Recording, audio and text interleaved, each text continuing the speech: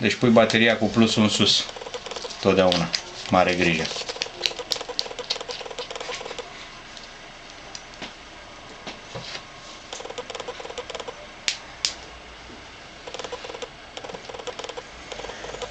Trebuie să-l focalizezi. Uite, deja a luat-o. Începe să dea foc la hârtie.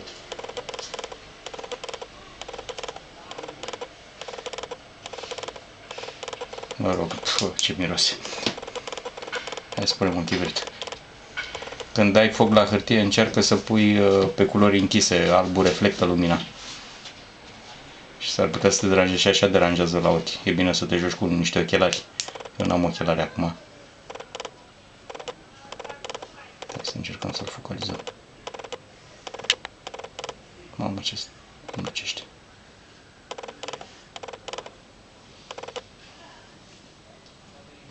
Nu pot. Strălucește și nu... În momentul în care îl focalizezi, arde instantaneu, la prinde. Stai un clip. Îmi tremură și mâna.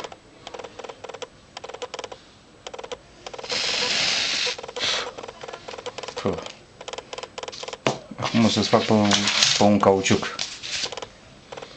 Să vezi cum arde și pe ăsta. Bănuiesc că se vede fumul. Poți să-l găurești. Dacă ține același loc și nu-ți tremură mâna cum îmi tremură mie, mă rog, poți să-l găurești. Și mai, nu știu, pe plastic, nu pe ăsta, că ăsta-ți trebuie. Hai să dăm așa un pic, doar puțin așa, să vedem dacă... Uite acum scoate fumul, vezi? Apare, bănuiesc. Gata, ajunge. Da, a făcut o găurică mică aici. Deci o să vezi, dacă cumva o să-l cumperi, chiar o să vezi semnul. Cam atâta.